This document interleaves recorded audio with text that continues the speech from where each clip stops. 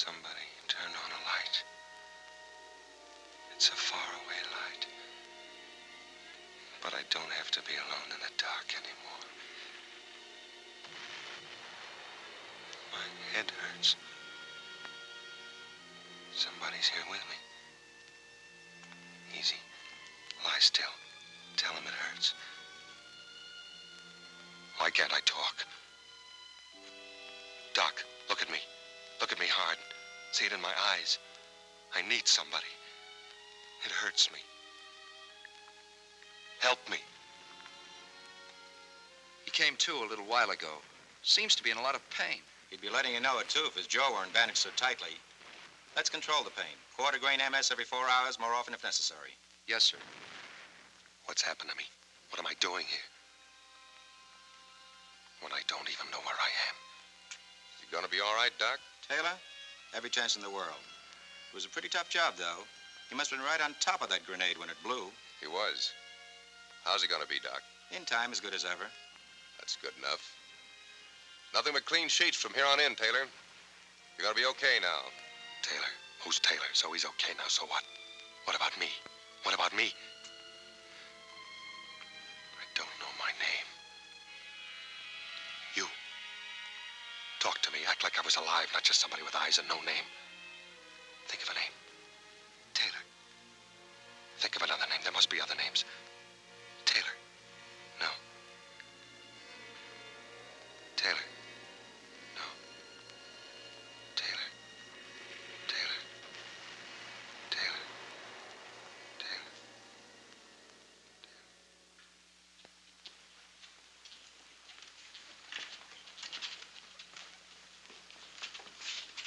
Good morning.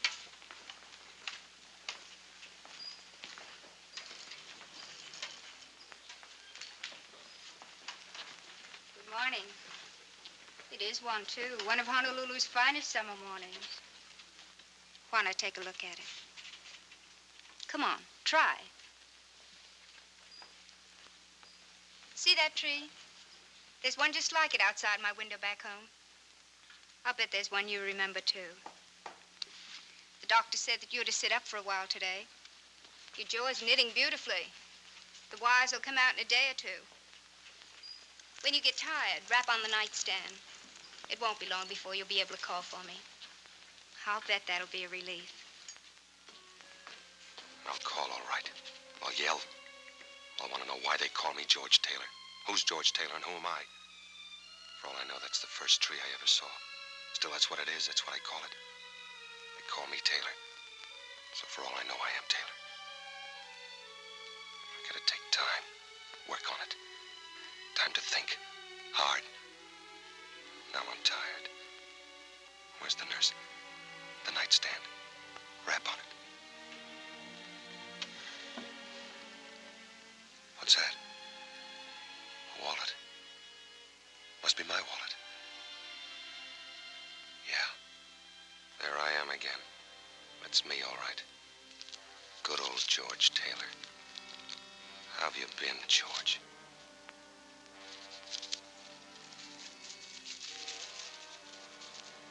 These are my last words to you. That's why I write them, so that I can always be sure that these were my last. That I despise you now, in the memory of you. That I'm ashamed for having loved you. That I shall pray as long as I live for someone or something to hurt and destroy you. Make you want to die. As you have me. Who writes letters like this? Who do they write them to? Men they despise, whose memories they despise. The memory I haven't got. Won't be long and I'll have to talk. Think fast. Now they only know my name. If I tell them I don't remember, they'll backtrack. They'll dig up that memory and throw it in my face. I've forgotten that man. Somebody's praying for him to be hurt and want to die. I won't let them know I can't remember. I won't let them dig him up.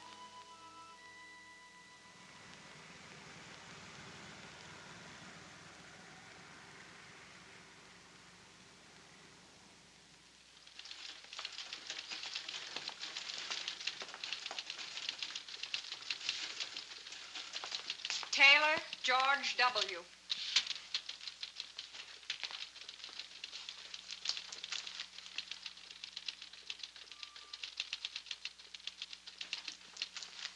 Hello, Taylor. Sit down.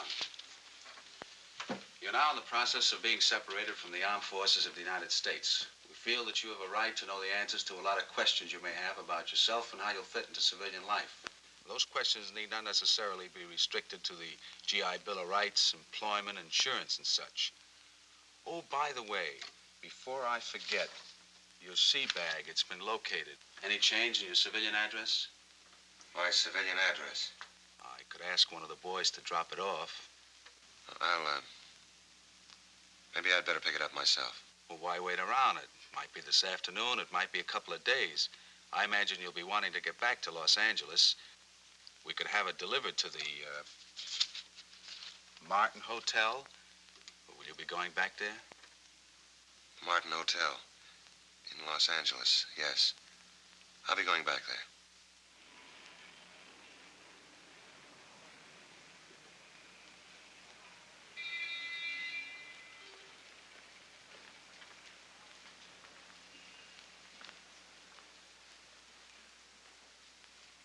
Can you give me some information? That depends.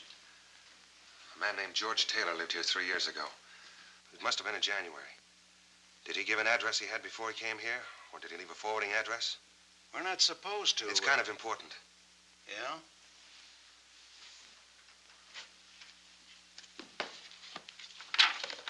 Summer 1942.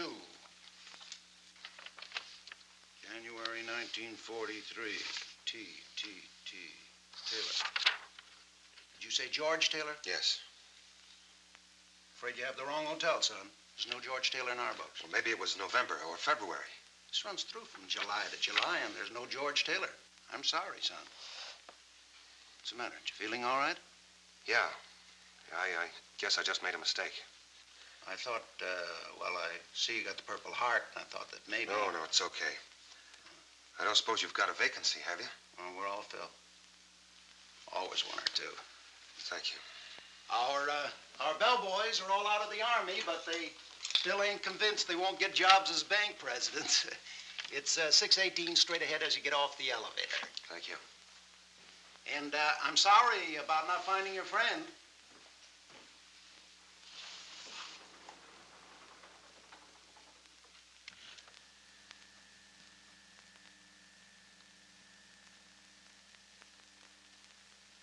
Yeah, this is it, all right.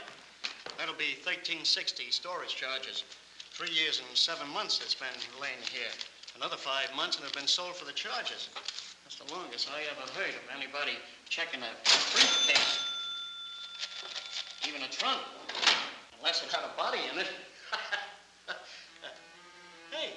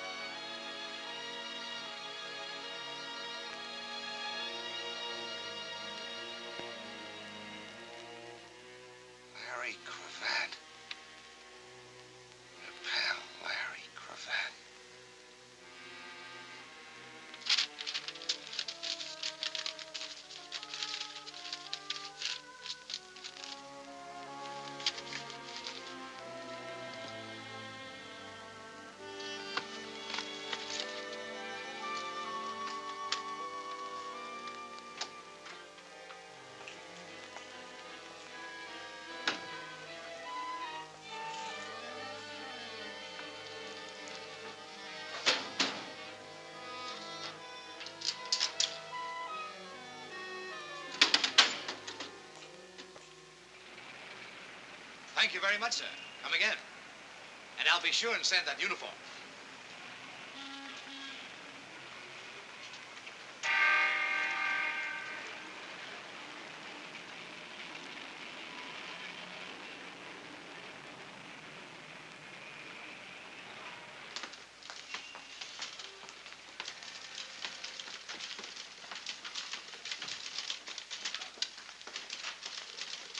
I'm George Taylor. I just got out of the Marines. I've got an account here. Here's my identification. I'd like some money. Of course. I'll check the account and have it for you in a moment. Larry Cravat. My friend who opened the account for me. Could you give me his present mailing address? Cravat? Larry Cravat, surely.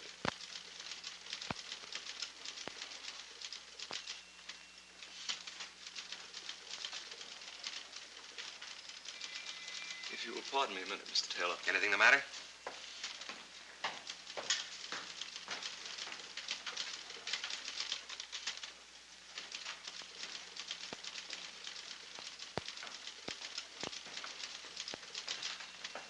What's going on?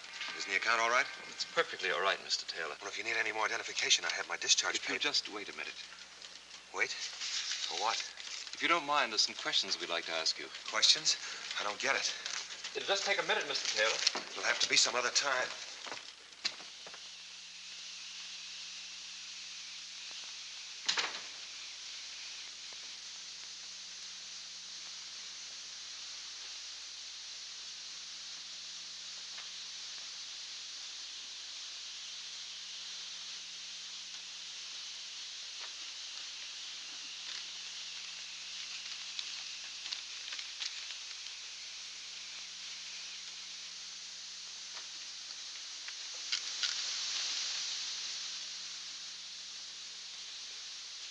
Maybe I can help you. I was looking for Cravat. Larry Cravat. What made you think he was hiding in the desk? Well, I got a letter from Cravat on your stationery. Lots of people use our paper. Nobody here by such a name. Well, the letter was written 3 years ago. Maybe you worked here then. I was working here then. I don't know no Larry Cravat. Well, maybe he used to come in a lot. Maybe somebody else here knows him. Nobody else is here but me. Well, he might come in again. When you tell him to get in touch with me, it's very important. George Taylor at the Martin Hotel. George Taylor, the Martin Hotel. Thanks. Hey, maybe you ought to try around the corner. What's around the corner? Cafe called the Cellar because it's in a cellar. Lots of guys get loaded there and then come over here to sweat it out. Maybe you ought to ask there about your pal. What time's it open? How do I know? When it gets dark. Thanks, I'll try it.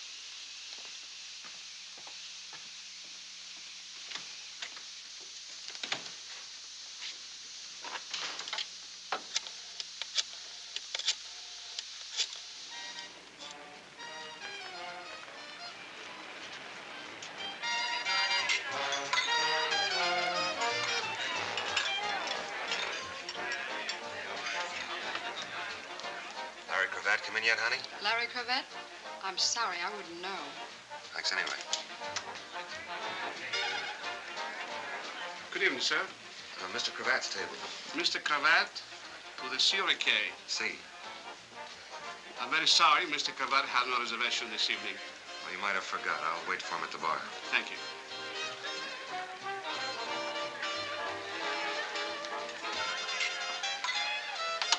Thank you, Mr. Mitchell. Mr. Mitchell, anybody special? He's a customer. You must know a lot of customers. You must know a lot of names. Enough. What do you have? You name it. Been around here a long time? Ever since they took the bars off the door. A friend of mine used to come in a lot. Maybe you know him. Larry Cravat? I used to know Larry Cashman, but that ain't Cravat. Well, maybe you could ask around. Maybe some of the other boys would know him. Could be. I'll ask around, Mr. Taylor. George Taylor. I'll ask around, Mr. Taylor.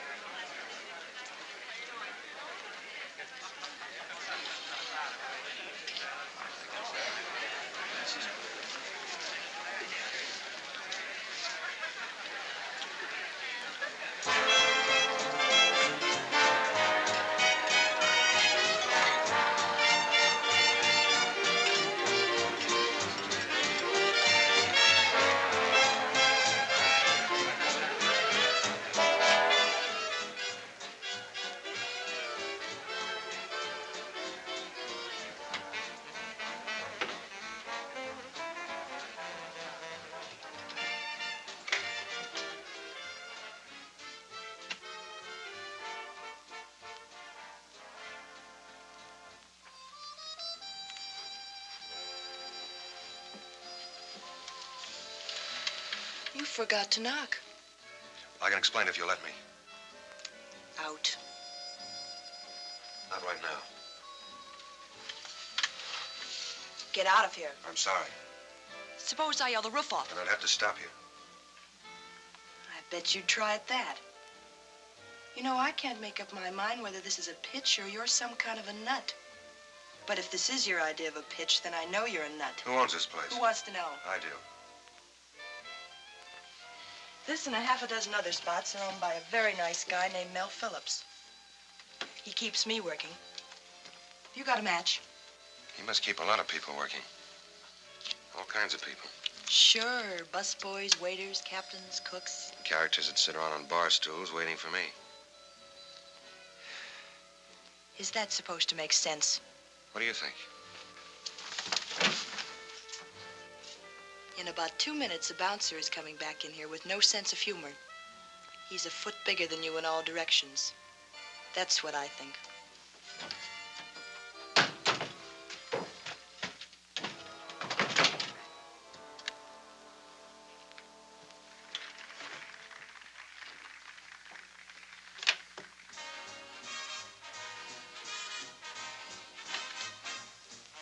Christy, darling, by the time you get this, I'll be Mrs. Larry Cravat.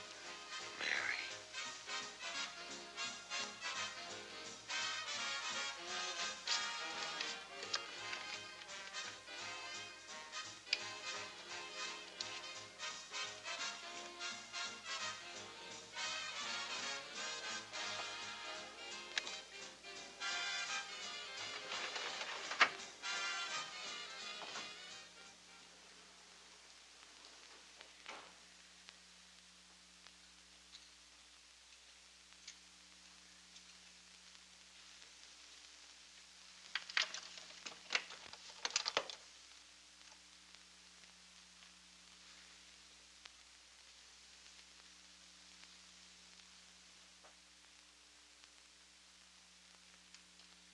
Thank you.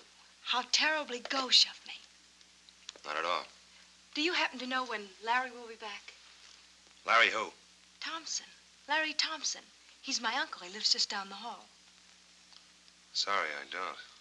I couldn't be more fâché. After all, a lady shouldn't have to wait at all for a gentleman, even her uncle. Much less in a public hallway with no place to sit down.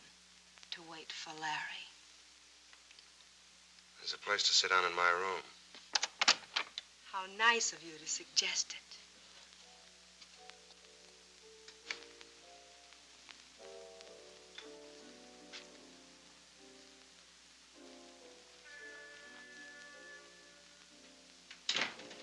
This is rather exciting, unconventional to say the least.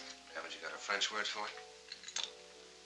Should we just abandon convention and introduce ourselves? My name's Phyllis. Phyllis what? Oh, I imagine it's one of those things. Rich, high-class family wouldn't want it known their daughter waited around crummy hotel halls, is that it? Well, that's putting it a little crudely.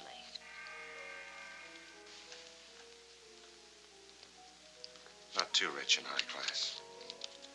Compact that cost $3 tops, a torn hem on your skirt, match folder that says you eat at a cheap cafeteria, and you weren't waiting for anybody but me. Unless you can see through a door. You should have thought of that when I closed it. So, what goes? You know, there's been a terrible shortage of men. Yeah, so we heard in the Pacific. This war must have been murder on you poor women. We used to cry our eyes out about it. So when I heard there was a man in 618... You thought he might know where Larry was? Yeah. Only there isn't any Larry. It's just a name that you made up to stop me talking. About what? Oh, just this and that, calca shows. Maybe I just thought you ought to know about me and that I ought to know about you.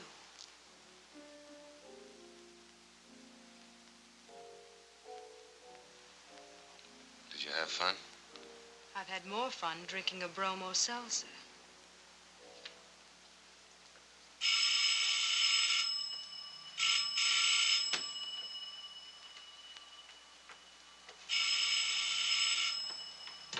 Hello?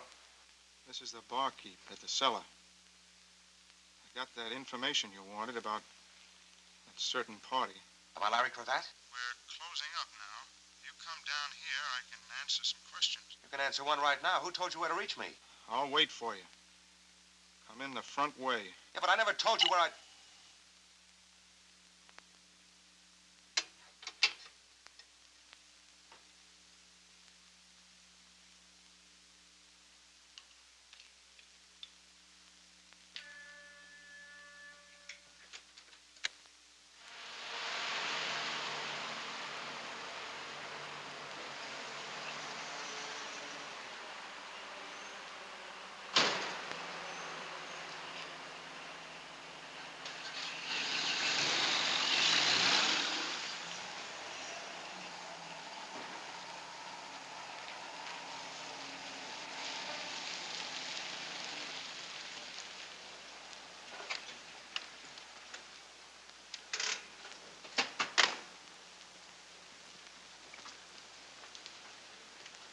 Taylor. Somebody wants to see you.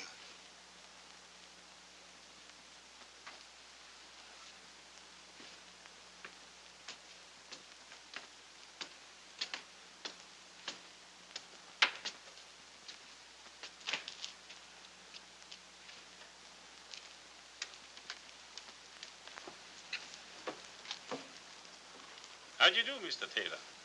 Nice of you to come. Please get in. Hubert, open the door for Mr. Taylor. I didn't come here to meet you. True, but I came here to meet you.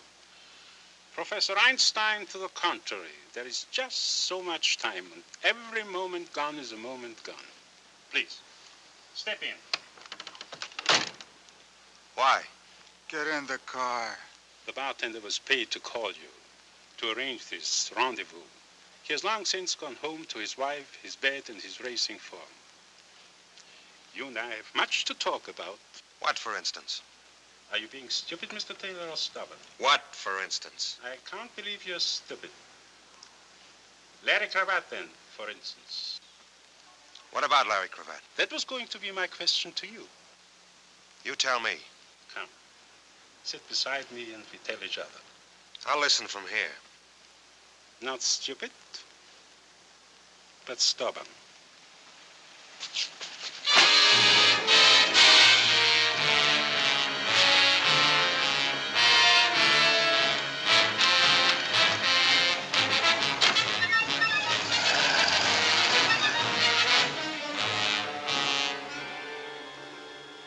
Mr. Taylor, are you ready to tell me the whereabouts of Larry Cravat?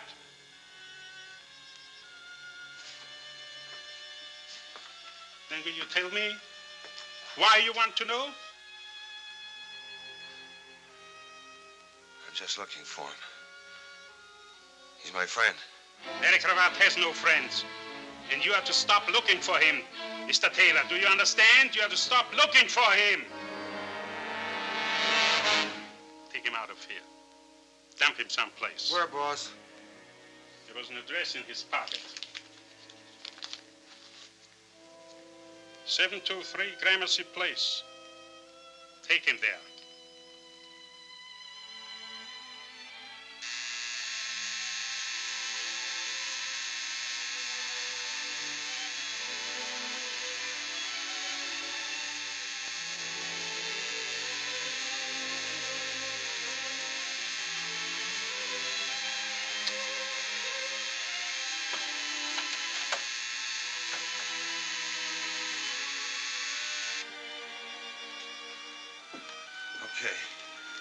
Okay, I quit.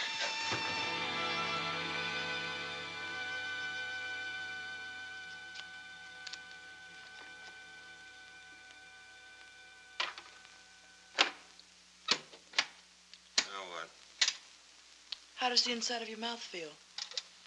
Like it's full of raw hamburger. That's just what it looked like. What did they hit you with? Rubber hose. I can't figure you out. You're not an open book exactly. Why did you steal Mary's picture? Well, for one thing, she's married to a man I'm looking for.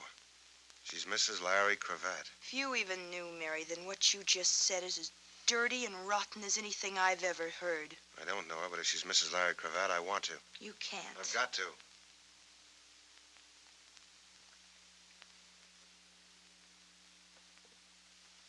Mary was my closest friend. She was my partner. I went home one Christmas and she wrote to me. In one letter, she met Larry Cravat. In the next, she was in love with him. The third had that picture in it. I received one more letter from her after that. She waited 3 hours at the city hall, but he never showed up. When I came back, she was dead. An accident. She didn't look where she was going when she crossed the street. She couldn't see. She had her heart in her eyes.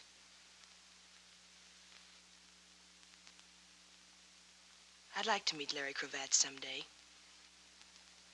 Quite a character. I'd like to meet him, too. So would the boys in the back room. They didn't believe I didn't know where he was. Why do you want to meet him? I think I'll go now. How far do you think you'll get? The nearest foxhole, maybe. They'll be watching my hotel. All sorts of people. What's your name? Taylor. George Taylor. It's all over town. I may run for dog catcher. Look, I've got to talk to somebody. I'll go crazy if I don't talk to somebody. I'm somebody. I think you are. What do you know about amnesia? Not much. Something that happens to you. You forget who you are or where you belong. Isn't that it? Every now and then you read about it in the newspaper. A guy named John Doe was picked up in a fog. Never happens to anybody you know. It happened to me.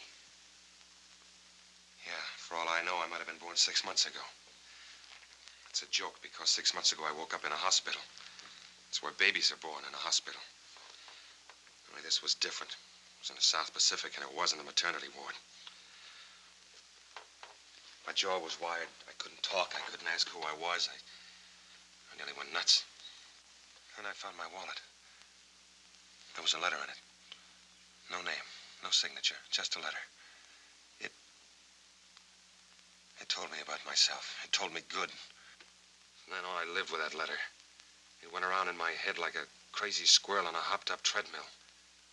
I was scared and I was sick. Sick to my heart at what the letter said I was like and scared of anybody finding it out. Scared I'd find it out myself. I didn't want to know anymore. So I kept my mouth shut. I got away with it.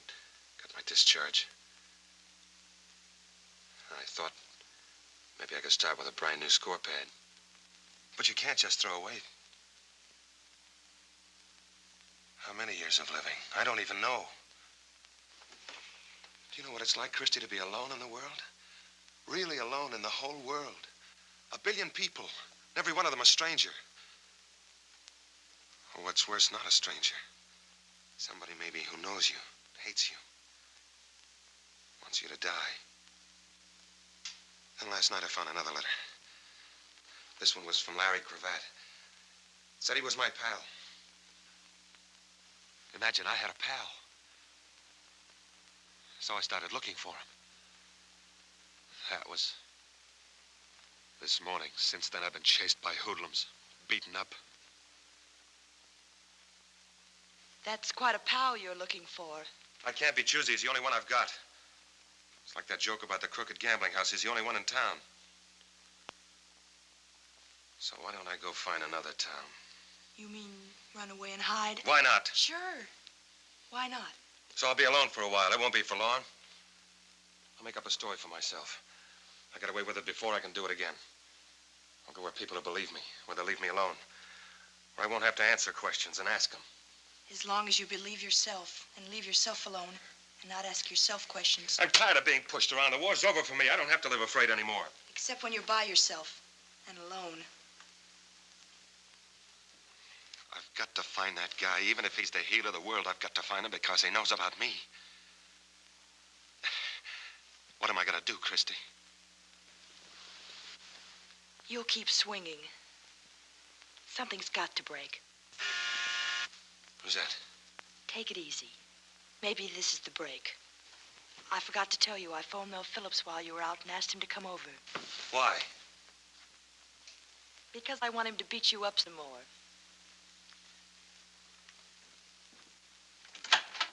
Hi, Mel. Hello, Chris. What's the trouble? It's in there.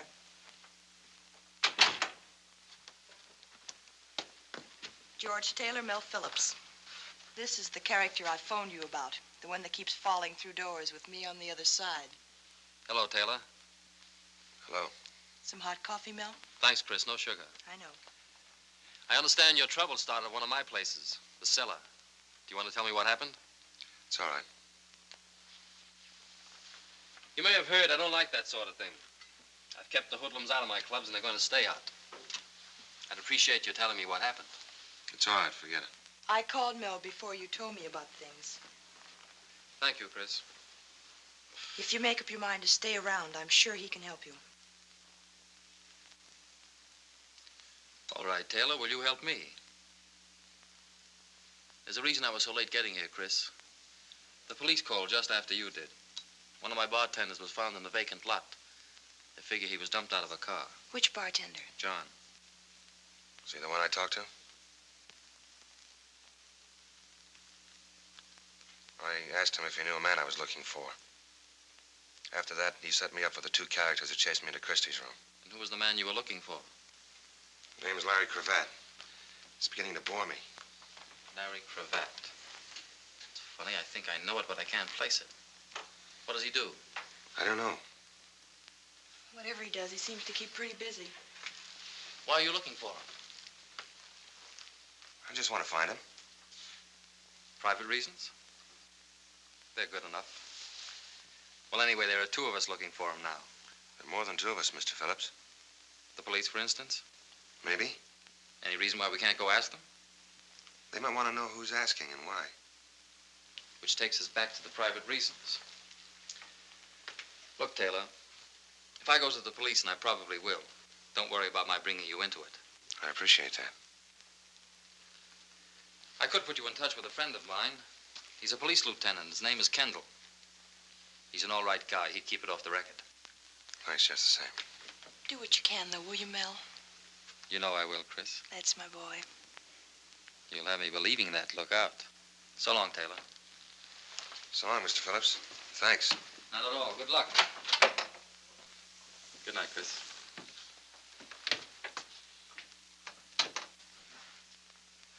Well? He's a nice guy.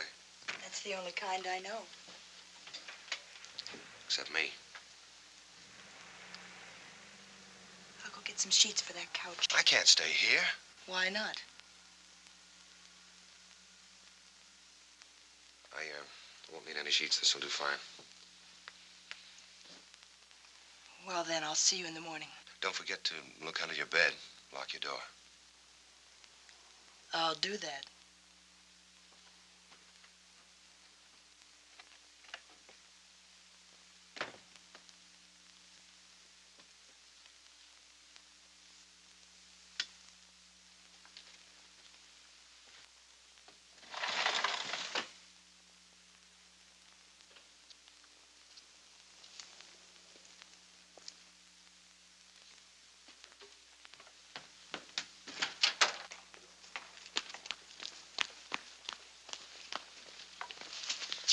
All right, suppose we take a good look at each other.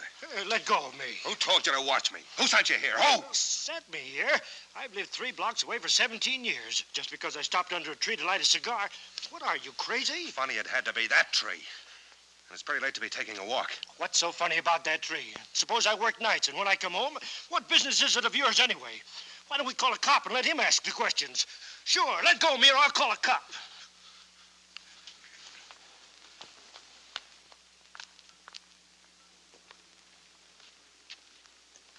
Now what?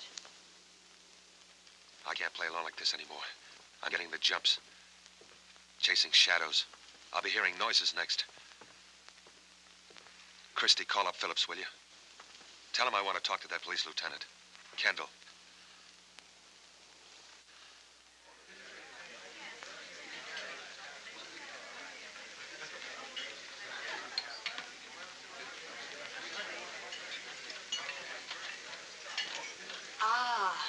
In case you don't know it, George, this is why you fought the war. The 4 freedoms and fried shrimps for Christie. That was a battle cry at Iwo Jima. Thank you. Here he comes. Hello, Mel. Hiya, Don. I'm sorry I'm late. Looked for a while like I wouldn't get away at all. Come on, sit down, sit down. Yeah, we're a little short-handed over at the office. Big post-war boom in homicide. We went ahead and ordered. What did you have? Oh, I never eat lunch. No, it keeps me sleepy all afternoon. You've seen Christie around the cellar? Yeah, sure. How are you? And this is the friend I called you about, Tom Carter. Tom, meet Lieutenant Kendall. Hello, Lieutenant. Hiya, Carter. Hey, that stuff will kill you. Say, I know what's strange about you. You've got your hat off. It's hard for me to believe you're a detective. You're kidding, but I get that in the level all the time. It's almost impossible to make a pinch without your hat on. They just won't believe you. Well, it's the movies, I guess. If they'd only make pictures where detectives would take their hats off indoors, just like anybody else. I was wondering, Don, whether you could give Tom here some information. Tom Carter, wouldn't it? What about? Would you know anything about a fellow named Larry Cravat? Quite a bit, would you? Not a thing. A pal of mine in the service asked me to look him up about a personal matter. This pal of yours in the service, I suppose he was killed before he could tell you very much about Cravat. That's right. Oh, that's too bad. Do you know where he can be reached? Well, if we did, lady, maybe we'd reach for him. No, he dropped out of sight quite a while ago. We did a lot of looking, but since it was impossible to believe that he was any smarter than us, we decided he'd been bumped off. Now, if you'd have asked me that 2 days ago, I'd have guaranteed that. What happened since 2 days ago to change it? Yesterday, an ex-soldier named George Taylor showed up at a bank with a letter from Cravat. That's why I asked you whether your pal was dead. He acted like he didn't want any part of the place. Hadn't been back to his hotel room since. It's interesting, you know. You said if you knew where Cravat was, you might reach for him. Is it all right to tell us why? Oh, sure, it's no secret. When Cravat faded out, $2 million faded with him. It was all over town at the time. Didn't you know about him, Mel? I never knew anybody that could even count that high. That pal of yours, the one who got killed. He didn't have a couple of $1 million stashed away someplace, did he? Sure, lots of us did. We save it out of our 60 a month. I'm not impressed. I make that much in tips on Monday night. But may I ask one tiny question? Who was Larry Cravat? Well, to begin with, he was a private eye. He came out... Pardon me. It sounded like you said I. A private eye is a private detective. Oh. Yeah. He came out here maybe 5 years ago from the East. He got a license, painted his name on the window, and put his feet on the desk. Then for about 2 years, he investigated husbands that played golf when it rained, and wives that didn't come back from the public library till midnight. But he paid his rent on time. And then somebody dropped 2 million clams right in his lap. Coffee? Please. Don? Oh, I never touch it. It keeps me awake. You better have some. You're going to be pretty sleepy this afternoon. That was some drop, $2 million. How's the thing like that happen? Well, it's a long story. Don't ask for details, but here's most of it. It started over in Germany when one of the Nazi hotshots saw the handwriting on the wall. He sent the $2 million over here. And then before he could come over after it, he got knocked off by one of the fellow members of the lodge. And here was this big chunk of dough floating around loose in this country like a paradise at a fireman's ball. It moved east to west. Each time it moved, it left a stiff behind it with his fingers stretched out. The boys play rough for that kind of lettuce, you understand. Somehow, it got to Los Angeles. Somehow, Cravat got mixed up with it. I don't know much more than that. Except that when Cravat blew, so did the jackpot. Sounds like one of those to-be-continued next issue stories. Yeah. Well, I got to get back. I shouldn't have come, but I did it instead of my lunch hour. You shouldn't go without eating like that. It's not good for you. Lieutenant? Yeah, something else? How does this other fellow tie in, this, what's his Taylor. name? George Taylor. I don't know yet. Maybe not at all. Maybe he has as little to do with it as any of us. Well, I should think you'd have picked him up. You must have a description. Oh, those eyewitness descriptions. Right now, he could be anything from a jockey to a Siamese twin. Later on, you narrow him down. No, he'll probably come in by himself sometime. If not, we'll go out and pick him up. These fortunes, they kill me. This ain't bad. Well, I'll do you some more, huh? Bye. Bye. Bye, Don.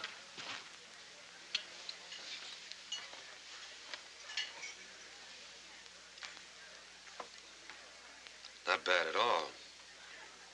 Confucius say when something smell bad, keep nose clean.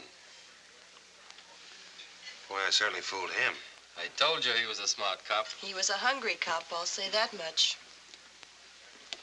You know, anybody that dug up Cravat would be digging up a couple of million with him. It's a good reason for trying. That's even a good private reason. It's not mine, if that's what you mean. I've got no interest in the money. Well, I'm a businessman, and frankly, I'm interested right now. Maybe we can work something out. Where you wind up with Cravat, and I wind up with what I can get. Help yourself. And I wind up with a pair of nylons, I suppose? You name it, Chris, all or any part of what I've got. Speaking as kind of a partner now, I'd like to know a little more about what happened at my place last night. You might ask around about a character named Anselmo. Anselmo? Very polite man with a very wet face. He shut his eyes every time Hubert hit me, then he told him to hit me again. I've heard tell of Anselmo. They say it in whispers. I'm sure he's just a misunderstood boy. Well, of all the nerve, a ticket. And I had lunch with a cop.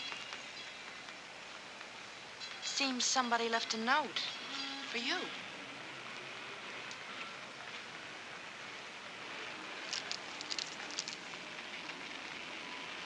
LC, 4211 and a half North Summit, San Pedro. Isn't that a little childish for a detective lieutenant? Leaving notes around like Easter eggs? What makes you so sure it was Kendall? Who else? Who else, Taylor? I've gotten beyond caring. LC is only one name in my book, and it means I've got someplace in particular to go this afternoon. Maybe I ought to go with you. Yes. No thanks. But I've got my own reasons now. They come after mine. Cravat and I gotta be alone when we meet. Is it all right if Phillips drops you at the hairdresser? Sure. Good. Things don't happen like this, you know. It's too easy, too pat. Practically an invitation. It might be smarter not to go alone. Probably would be. But you're going anyway. What would you want me to do? Will you call me? Will you promise to call me by 6 at the latest? I'll be at the cellar. Are you going to worry, Chris?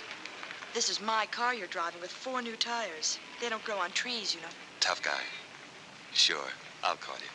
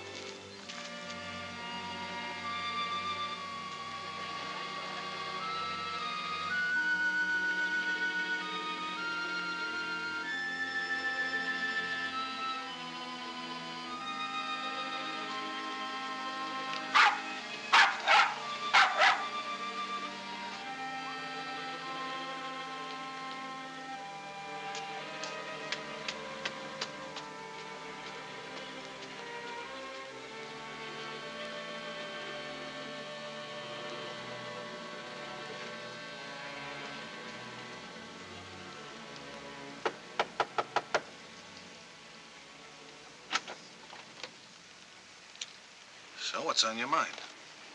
I got a message that Larry Cravat was at this address. Oh, you sure that's the name? You sure it ain't John Smith or Joe Blow or No Head Hennessy? I said Larry Cravat. Yeah, that's what you said. You remembered it. You got a head on your shoulders. Now take it out of here before I bust it. You're getting a little too excited, mister. Maybe you're Larry Cravat. How do you like this guy? Here, look, it didn't work. Now beat it. You thought that she was home and I wasn't, so I am home. So I answer the door, so you quick ask, does Oscar Fink live here, or do you want to buy a canary? I don't know what you're talking about. That's all, brother. What's going on out here? What's he selling? What's he selling? You wouldn't know, of course. You never seen him before, of course. If it's insurance, I'll take a little on him. Double indemnity. What's that mean? Means if I beat your brains in, I get paid double. Whatever it is, mister, we don't want any. We haven't got any. I'm looking for Cravat. Whoever he is, we'll look somewhere else. Yeah, look someplace else. Maybe she could suggest where. Gotta have a special place, huh? He wants to know, can you suggest some place he can look? Doesn't he know I'm a lady? Tell him I busted my crystal ball and he'll have to find one for himself. She busted her crystal ball. You'll have to find one for yourself. Crystal ball? A fortune teller. Ask her which one she goes to.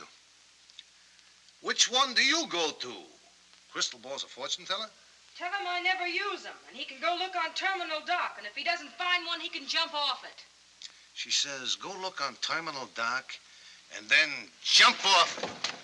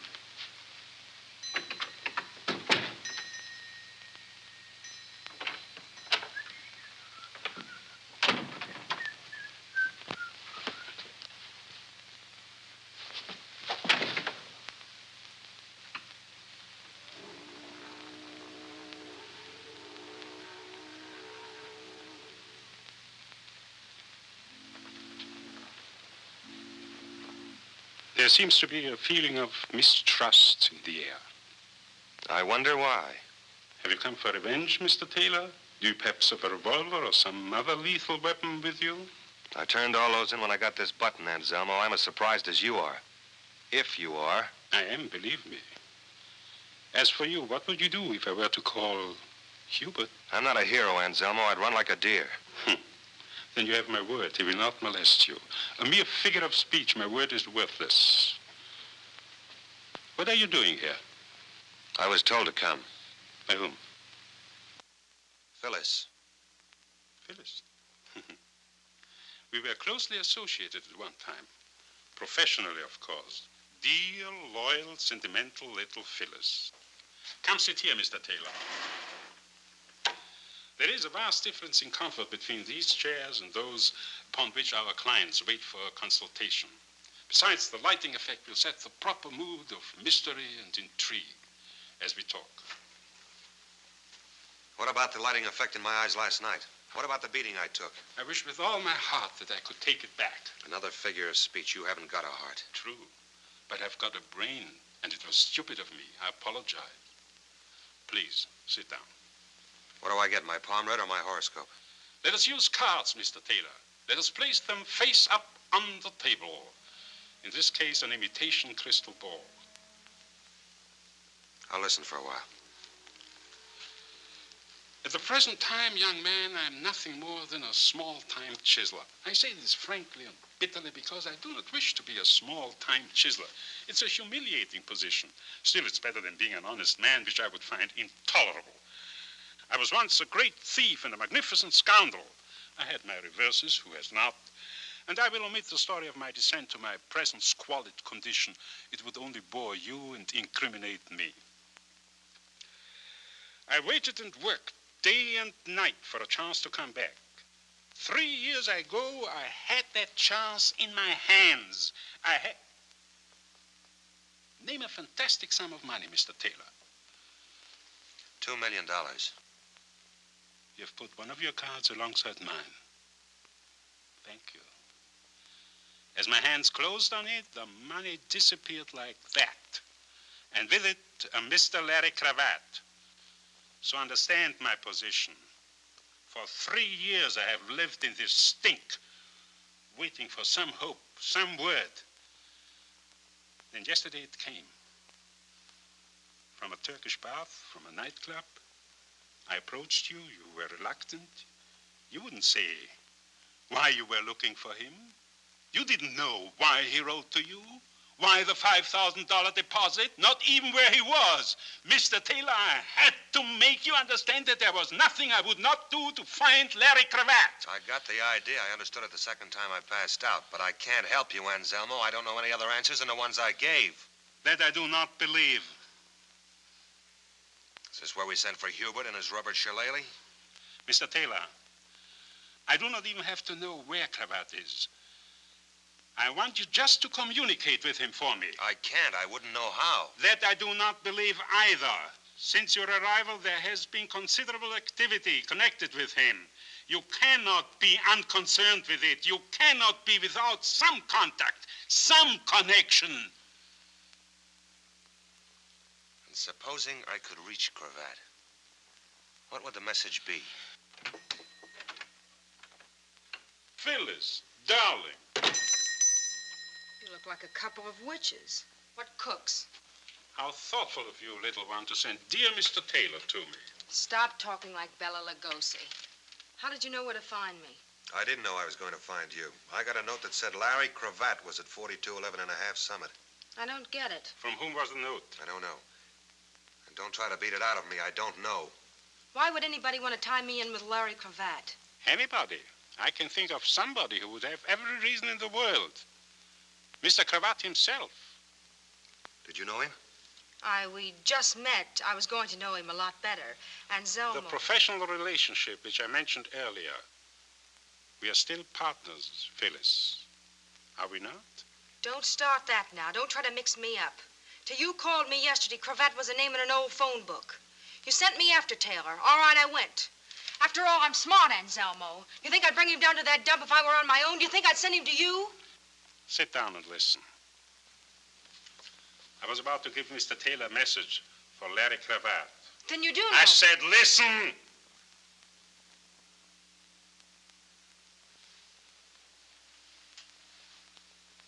This is what I want you to tell him. That even $2 million is of no use to a man in the electric chair. Suppose he doesn't understand the message. He will. Suppose he says he doesn't. Suppose he wants to know where you fit in. A reasonable question which I will answer. Mr. Cravat is wanted by the police for a murder which occurred on Terminal Dock. This very dock, 3 years ago. The murdered man was a gentleman from the East, Mr. Steele, I believe. The police have evidence that Mr. Cravat and another man were on the dock that night. They do not know who the other man was. However, Mr. Cravat's immediate and prolonged absence has strengthened their belief that Mr. Cravat was the murderer and that the identity of the other man is relatively unimportant. Let's say Cravat knows all that. He still doesn't know where you fit in. For a considerable amount of money, subject to negotiation, of course, I will present the police with the other man on the dock that night. He will confess to the murder and free Cravat of suspicion. How do you happen to know who he is? If he's reluctant to confess, the police will find a suicide and a signed confession, complete in every detail. That might be better in any case. What makes you think Cravat will go for a crummy deal like that? Because it's to his advantage. Because it's probably to your advantage as well. What do you mean by that? Mr. Cravat deposited $5,000 to your account. Why? He was not a charitable man. It is more likely that he was paying for services rendered. What were you being paid for? There is every likelihood that the unidentified gentleman on the dock that night was you, Mr. Taylor. I'm in the middle of nowhere. I'm in betwixt and between. Dark is the starlight above me, never knowing you love me. I go drifting from dream to dream. And so, if I wind up with no one, how can I help but be blue? I'm in the middle of nowhere. 'cause I'm getting nowhere with you.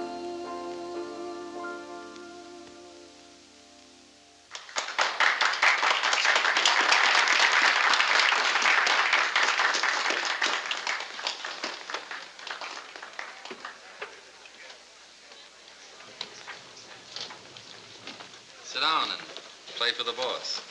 Do you want to be sent, brought, or do you have something particular in mind? How about, where is my wandering boy tonight? Where indeed?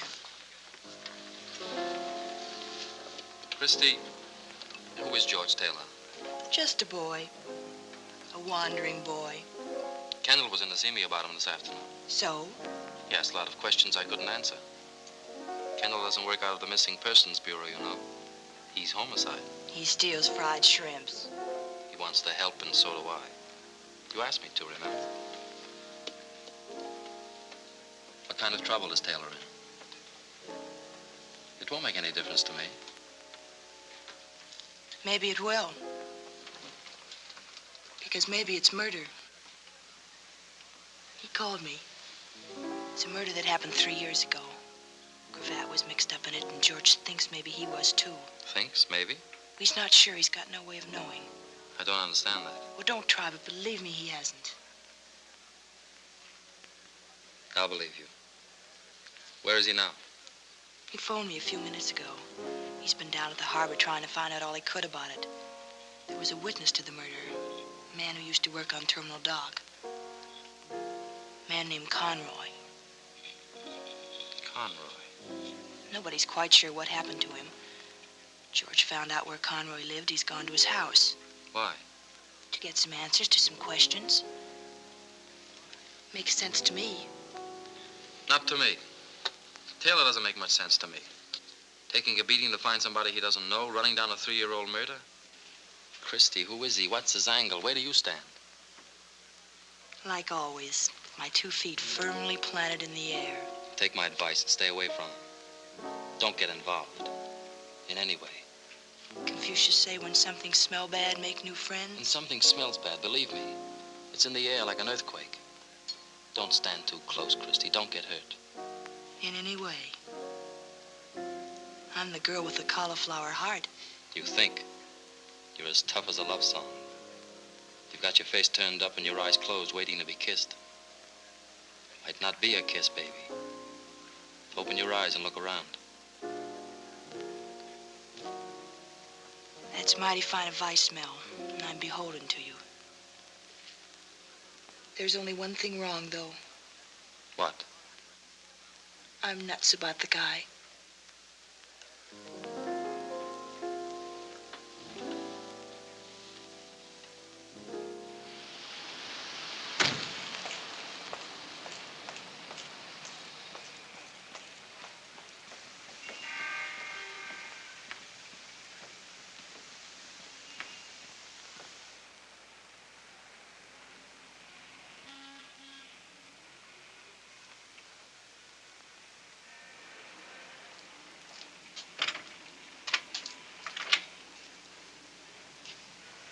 Good evening.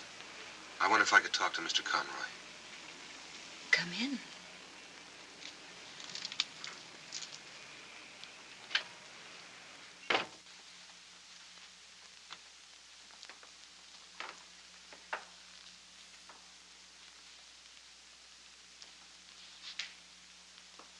My name is George Taylor. Please forgive me. It was so dark.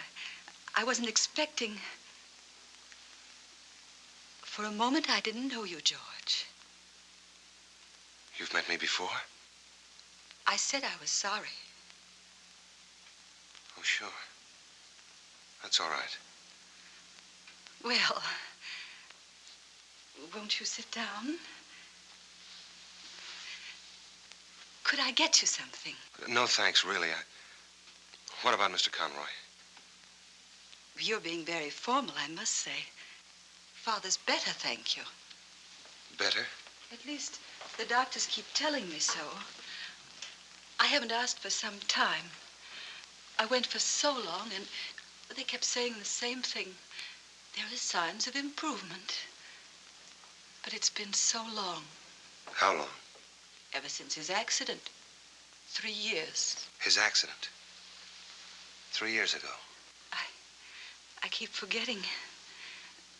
You haven't been here. It was on his way to work. So strange. Nobody saw it. They found him lying there, and he'd been hit by an automobile. He didn't know. He couldn't remember. They've been trying to help him. He's been there ever since. Been where? Lambeth Sanatorium. Oh, it's very nice. They're very kind. I've often wished that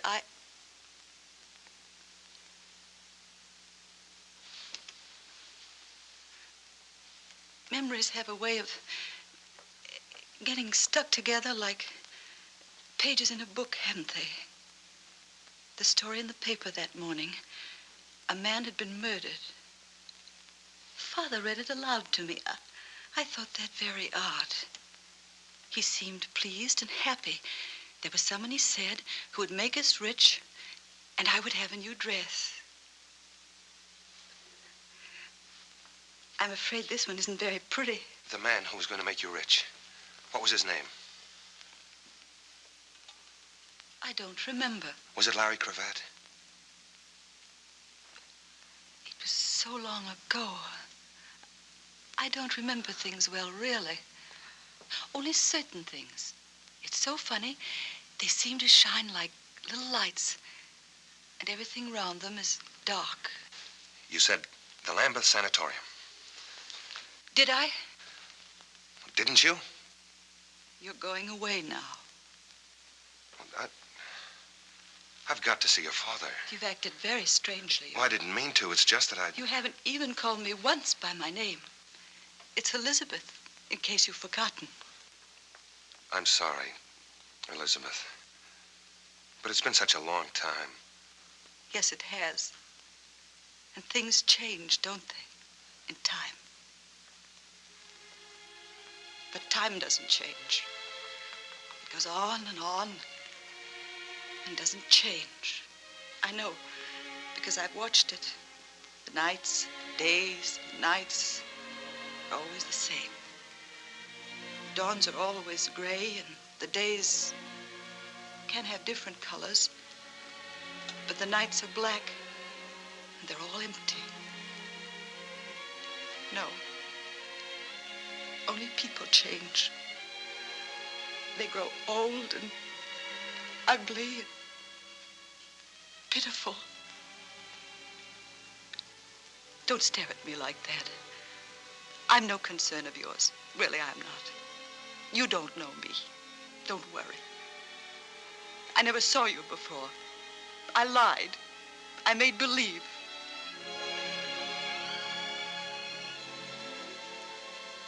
Please, don't be angry with me. You see, I'd made believe so much for so long that I wasn't alone, that I had friends, that I wasn't afraid, that I wasn't dead, that I was alive. I wanted so to make believe that somebody loved me more.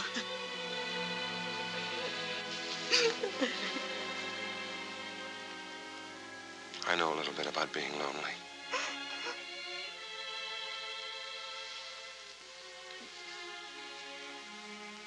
I'll come back to see you soon again, Elizabeth.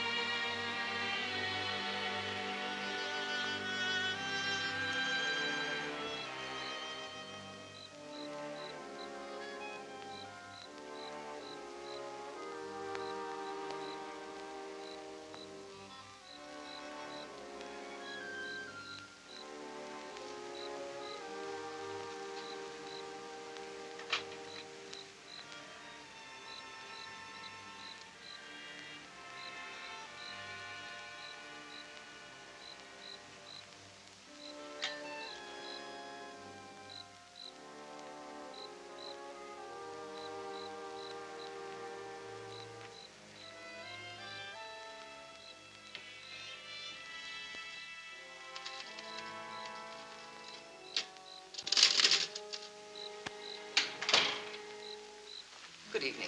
Good evening. I'd like to see Michael Conroy. Conroy? Oh, I'm afraid you can't see him. Why not?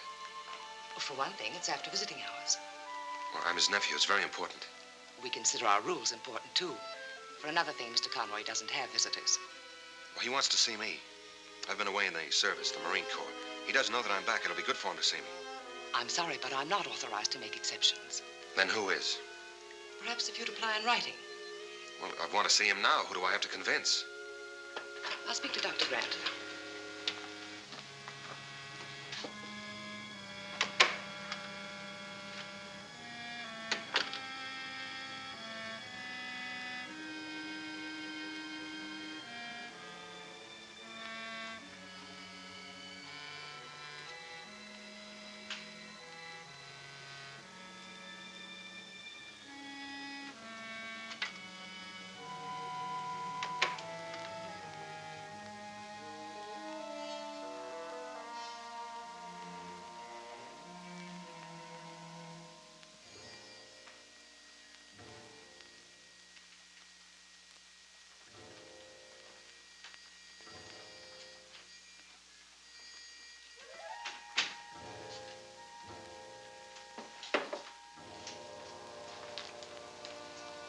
I wonder if you could help me.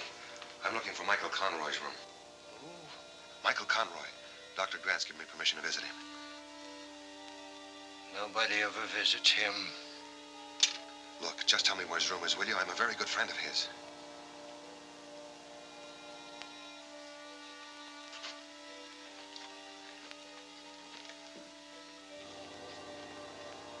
You're a friend of Michael Conroy? I'm more than that. It's 214. 214.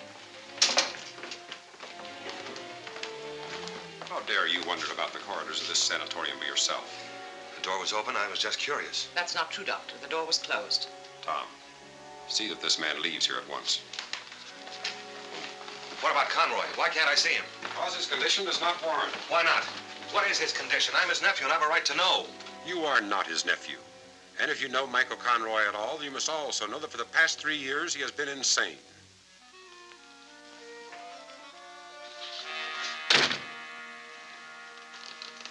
Out.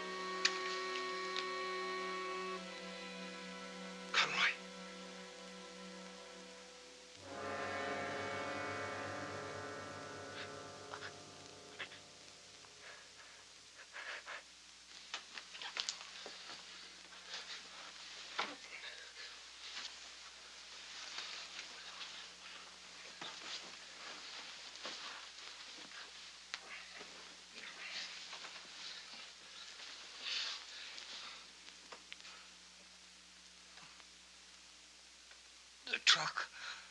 I didn't see it. It came out of nowhere. My head hurts. Are you Conroy? Michael Conroy. My daughter, she'll worry. Will someone? Her name is Elizabeth, and we live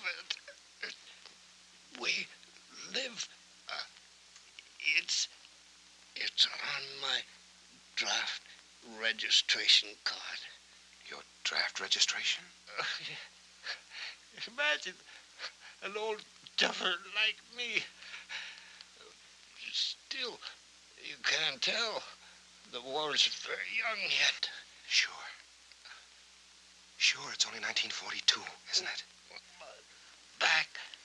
Now, my back's beginning to hurt.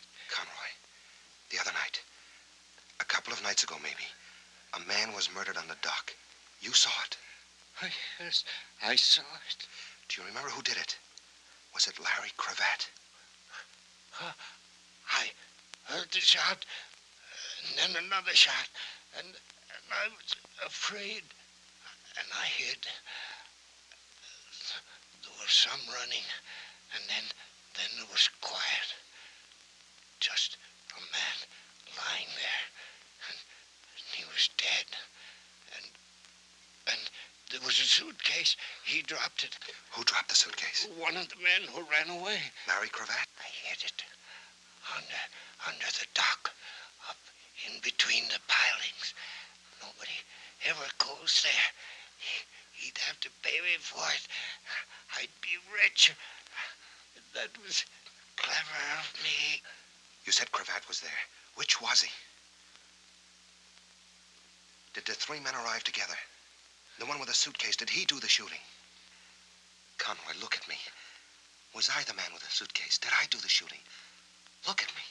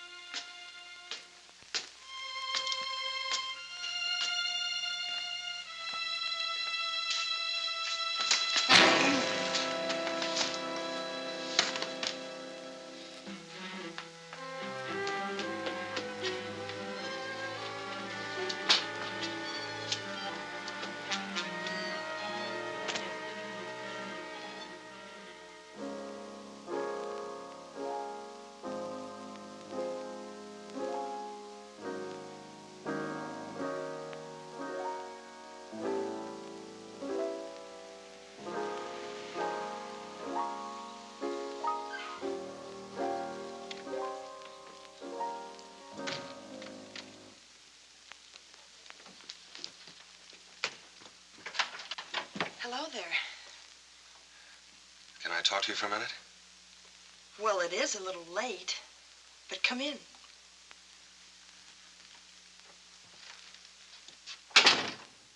You fixed the bed for me.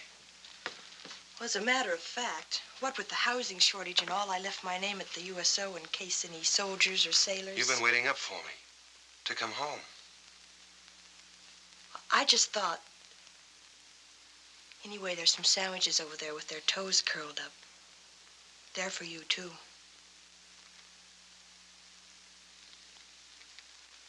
I guess I missed my dinner. Well, what are you waiting for? Nothing, I guess. I can't wait anymore. I don't understand that. It's no good, Chris. I've got to get out of here. Now, this minute? Now, this minute. I found Conroy. He'd been stabbed. He died in my arms. I had to fight my way out. Why? Why didn't you stay and tell the truth? With a dead man in my arms? What was the truth, wasn't it? Why run away? Because that's all I can think of to do, because I live running away. But was Conroy able to talk? Did he say anything before? Yeah, everything I wanted to hear, all about a suitcase he hid under Terminal Dock. But what about Larry Cravat? Could have been a couple of other fellas. And it could have been you, Anselmo said. Why don't you say it, too? It's what you're thinking. Why don't you say it, too? I don't know what I'm thinking. I've got my eyes closed. I'm trying to open them and look around. You were running away the night you ran into my life. A man was killed because you asked him some questions. You were beaten up. You wanted to run away again. All you knew about yourself was in a mysterious letter you found. Then you lost your head and went after an innocent man in the street. Innocent? That's the one who killed Conroy.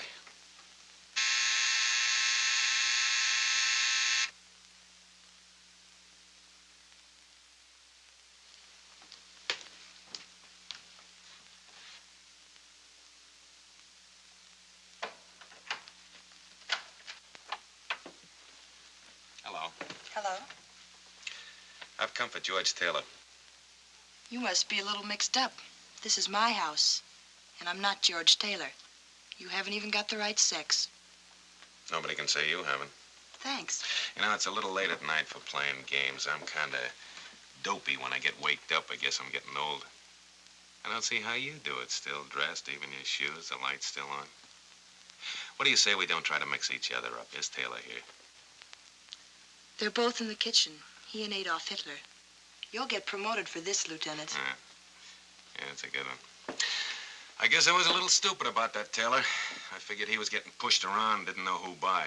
That's why I left that note in your car. I thought that he'd take one good look at Phyllis and get off the merry-go-round.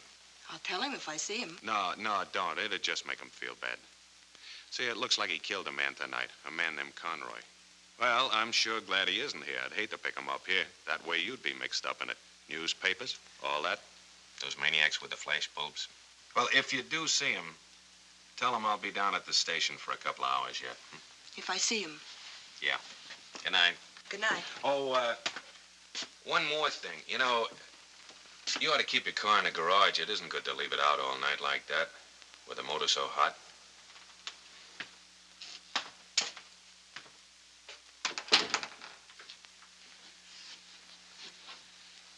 I was coming out when he stopped me by talking about you. He knew it. He knows everything. He's the original seeing eye. 2 hours. That's not much time, or is it? It's enough. Turn out the lights while I get a coat.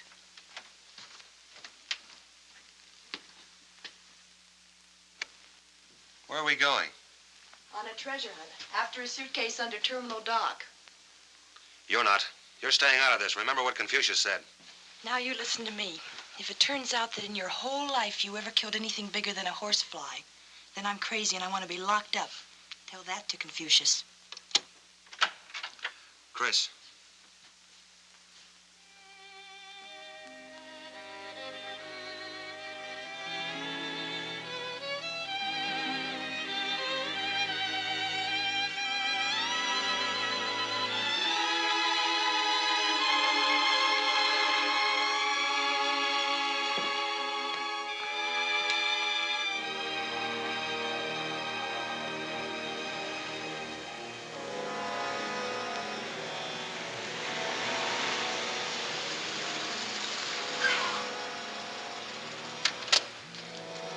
Chris, this looks a little bit rugged.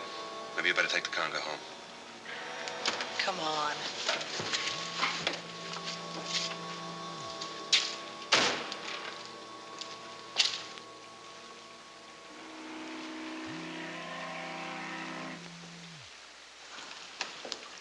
Must be a ladder along here somewhere. This is where the boats tie up. There's one.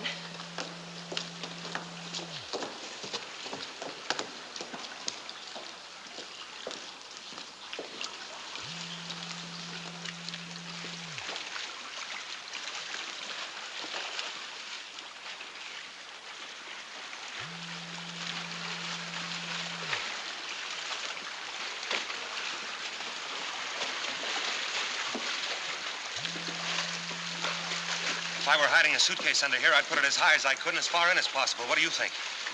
I think we should stay very close together.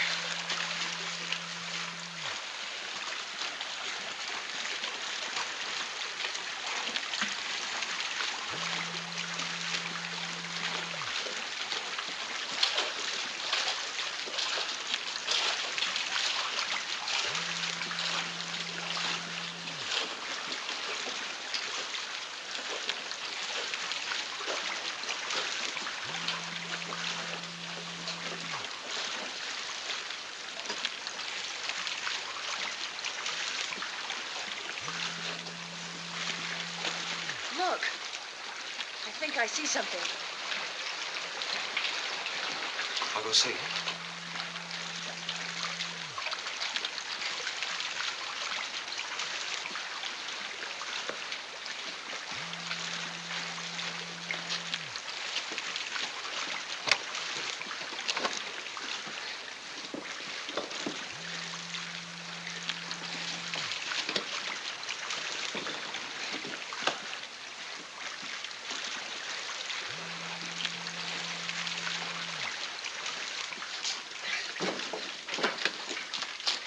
Though someone had been at it. Rats, probably.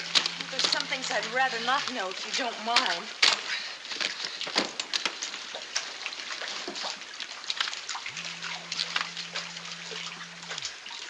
$1,000 bills. The 2 million. They've come a long way. Heil Hitler. Light a match.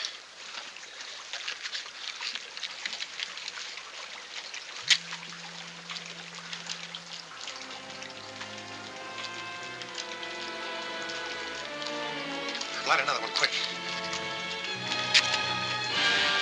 W. George Taylor. George Taylor.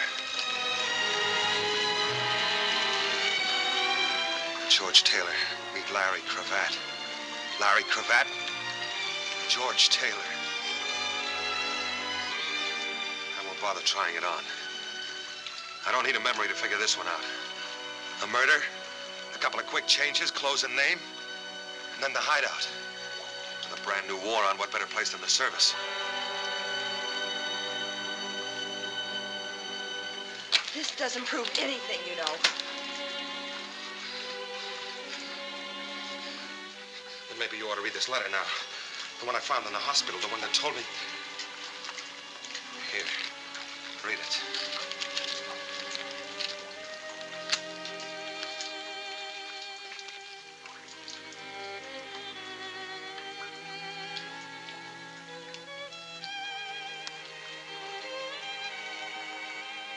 Your friend Mary. The one that couldn't see because she had her heart in her eyes. Was that her handwriting? Don't lie to me, Chris. Yes, Mary wrote that. To me.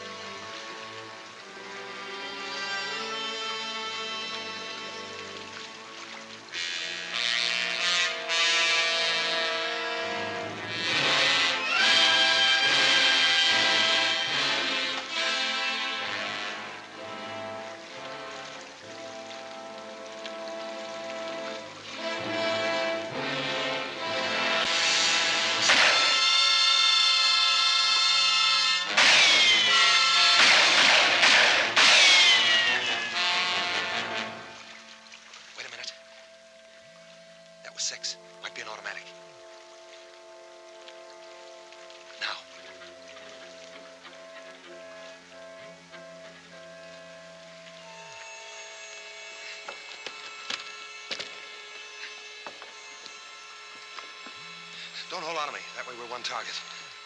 Come on.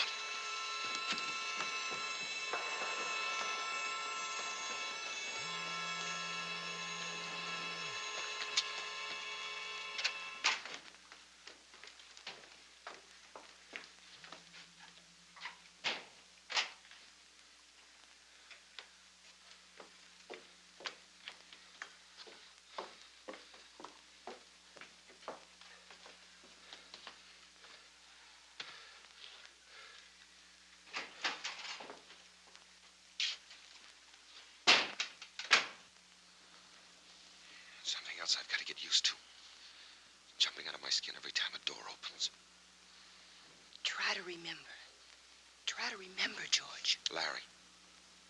I've got a tailor named George. I can remember that much. Darling, look. Don't call me that either. That's something else I remember, too. Even if it didn't happen to me, but to a guy named Taylor. That's who you are. That guy. I'm Larry Cravat. And I killed a man on that dock 3 years ago. I don't know who he was, but I killed him and I dropped the suitcase and ran away. But Supposing the other man killed him. Supposing you just ran away. The other man? The one you thought you might have been. Who is he? I haven't got time to start that all over again. My 2 hours are nearly up. Do you think you could ever have killed anybody? I know about George Taylor, no. But I can't speak for Larry Cravat, for me. I can. The answer is no. Thanks for your vote. Just because you've got another name. Even if you wipe out a man's memory, doesn't it stand to reason that his brain is the same? That his standards are the same? You didn't think much of him? I never thought of him as a murderer. And he could have changed for the better, too. 3 years of work can change a man. You're making a nice try, Chris, but that isn't the way I've heard it. They say I killed a man. And they say you killed Conroy, too. Did you? No, but I can remember that, and I can't remember anything else. Don't make me try anymore, Chris. I'm too tired. Don't make me try anymore.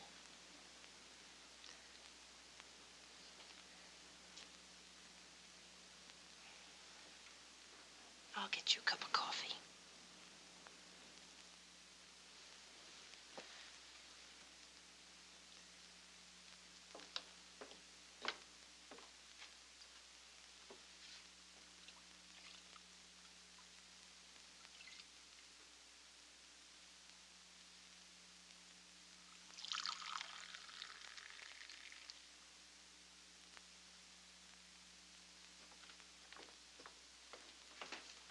Here, hold on to this cup.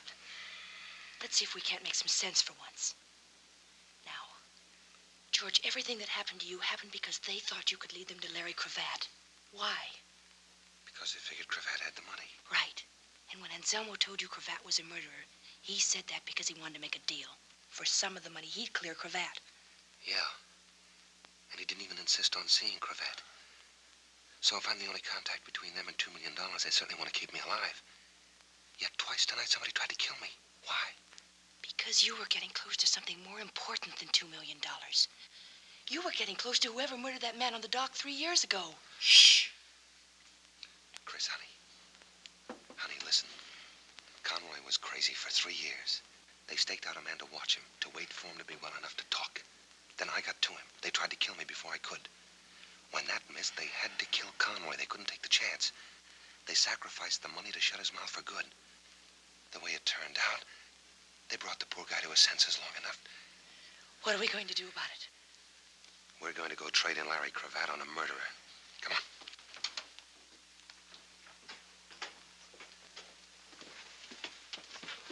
Going so soon? We just came in to be saved. There's more to it than that, young lady. I wonder if you could do me a favor, sir. Gladly, my boy. This suitcase, could you call a messenger and have him delivered to police headquarters? Police headquarters? It's important. You see, it's the personal property of Detective Lieutenant Donald Kendall. He's the one with his hat off. I know Lieutenant Kendall, young lady. In that case, my boy, I'll be very glad to take it over myself right now. And please accept this as a donation. $10? Thank you. Thank you very much. Chris. How long do you think before you can forget the guy that Mary wrote about in her letter? Funny you should bring that up. I haven't thought of him once. I keep remembering what it must have been that she was in love with.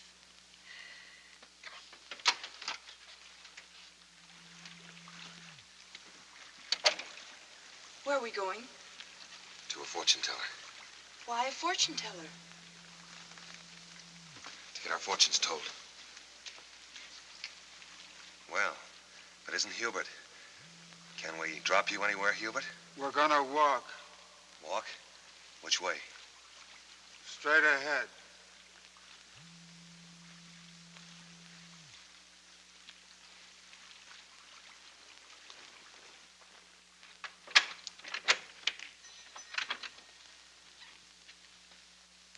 Come in.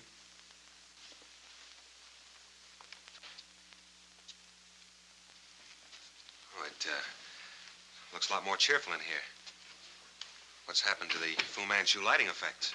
I think the time has come to throw all the light we can on the matters concerning us.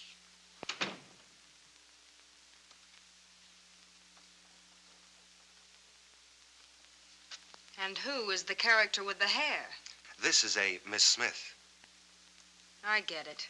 If it's around, I'm sure you will. Oh, we're having repartee, are we? We are not. Now that we are all here... But we are not. Aren't you confused, Mr. Taylor? Not anymore. Sit down, Chris. The reason for this informal gathering was news on the radio tonight that you are wanted for murder. That's not news. You might say the police have a priority on you. It is therefore necessary that we conclude our business at once. Mr. Taylor, where is Larry Cravat? Shouldn't that be Mr. Cravat? Where is George Taylor? What do you mean? You wanted to see Cravat, all right? You're looking at him. You're crazy. Remember, I had my face pushed around at Okinawa. The docs patched me up. Well, Phyllis? I don't know. It could be. I don't know for sure. After all, I only met him once. I'm Larry Cravat. You can take my word for it. I do. Then he knows where it is. Don't let him waste no more time, boss. He'll talk. Well, what do you know? Hubert said 3 whole sentences. Hubert! Open up. I know they're here and I want in. Open up.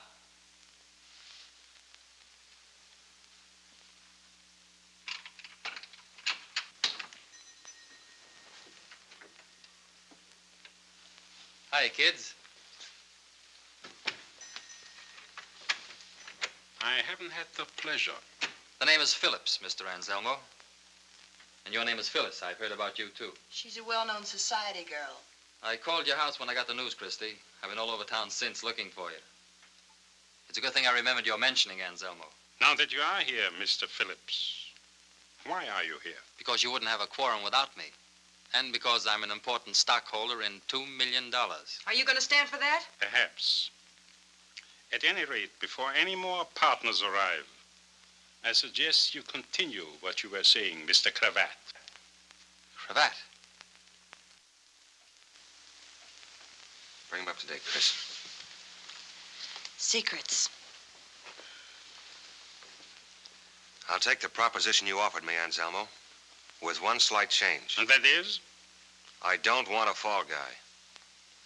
One of you, or one of your hired help, killed Steele on that dock 3 years ago. I want the one that did it. Do you maintain that you yourself were not the one? I know it. Well, in that case, I cannot tell you how sorry I am, Phyllis. Sorry, for what? I did my best during all this time. I saw to it that the finger of suspicion never touched you. What are you driving at? Everyone knows that you were with Cravat the night before the murder. But where were you on the night of the murder? With you. I was with you. With me? Phyllis, you shouldn't. You're among friends.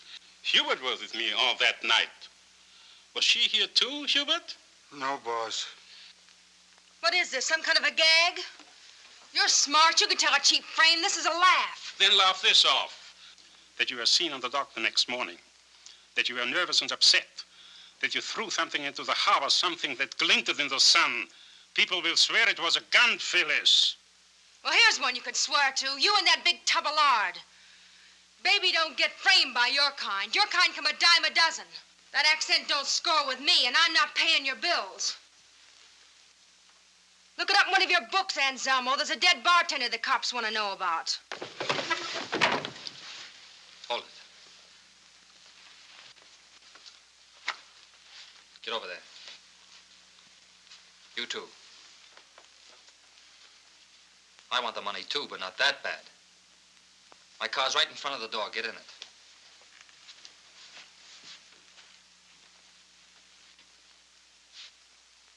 Give me the key.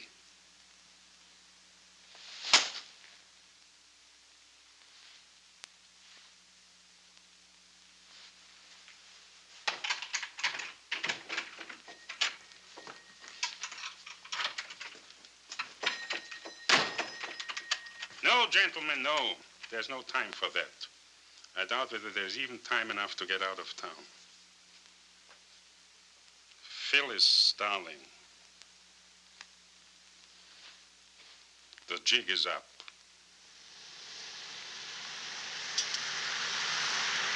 My car. We forgot it. We'll get it later. We're practically at the cellar now. I'll open it up and we'll have a drink. I could use one. No, I wouldn't say no. Be careful. Don't trip over any of the customers they forgot to clean out. It's a long time since I've worked behind the bar. You gotta promise not to tell the union. I'm 12 years behind on my dues. Sit down.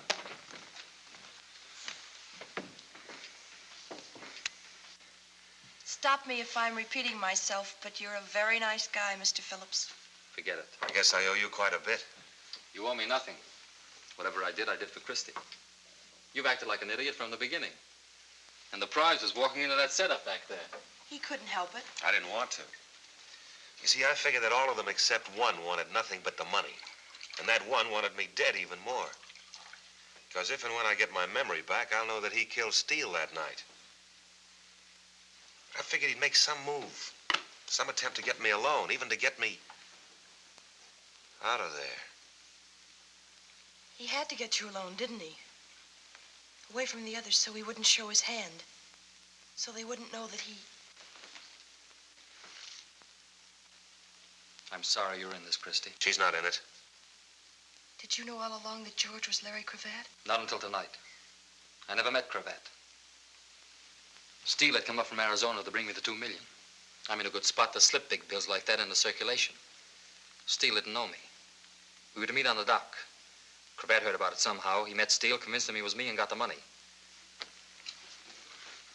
Steele was alone when I got there. I thought he double-crossed me, and I killed him. Then I saw Cravat.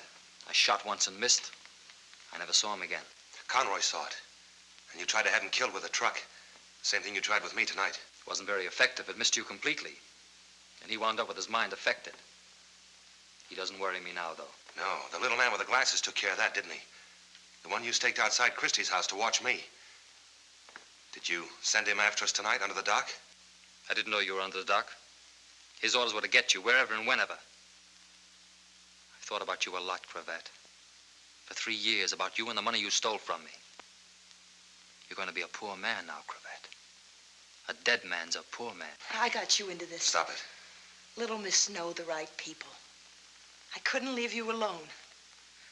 I had to call in that good, kind character. I never did anything to you, Christie.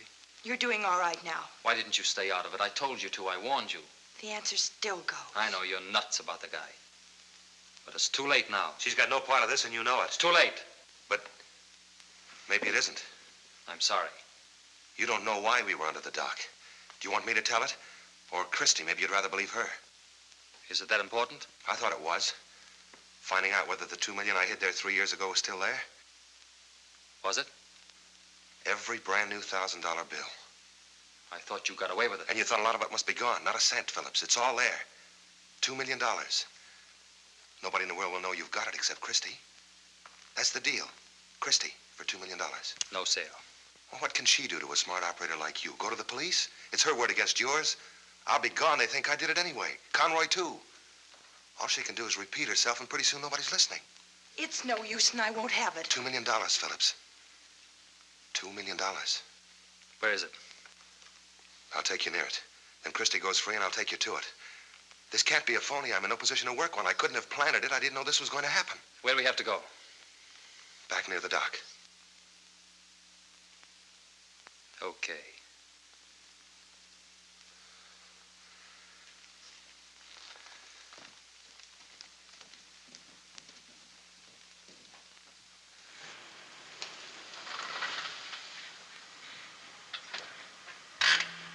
Where do we go? Couple of doors down. Leave the motor running.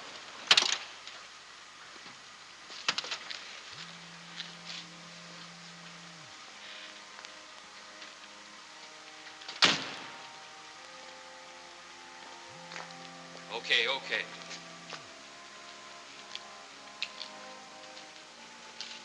Back in the car. But the money's inside. Do as you're told. What about Christie? She goes too. You won't get the money. Yes, I will. I know where it is now.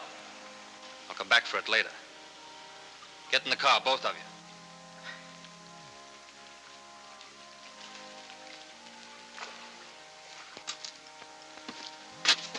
Don't anybody move.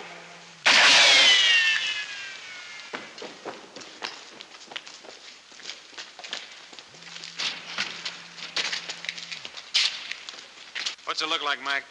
He's still with us. Hey, keep these people back in there. Come on, get back, folks. Better get an ambulance. Right.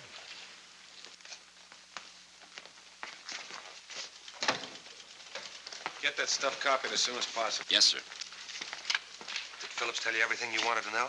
Yeah, with full details. It'll make better reading than Forever Amber. And will he live? As if I care. Well, if I could only learn how to shoot straight, maybe I could save you taxpayers some dough. But I always close my eyes. It's for you, Lieutenant. It's Mac. Yeah. Hello, Mac. Oh, the little man with the glasses. He used to work as an attendant at the Lambert Sanatorium. Lambeth Sanatorium, make that. Yeah, you can start from there. You got all the others. That's good. Okay. I'll see you. So, you know, that was a pretty sharp piece of thinking you did, bringing Phillips back to that mission. You knew I'd backtrack on that suitcase, didn't you? Well, the spot we were in, I had to think sharp and talk fast. You must have been a pretty good Seamus, Cravat. Seamus? Seamus is a private eye. Well, at least it looks like I kept my nose clean anyway. Yeah. You think you'll go back to it? No, thanks. See, 3 years of war can change a man. That's what I always say. Well, if I can be of any help to you, just let me know. Thanks. I'd like to drop around and see if you don't mind. There's still a lot of questions I want answers for. I know the answer to one, but you haven't asked it yet.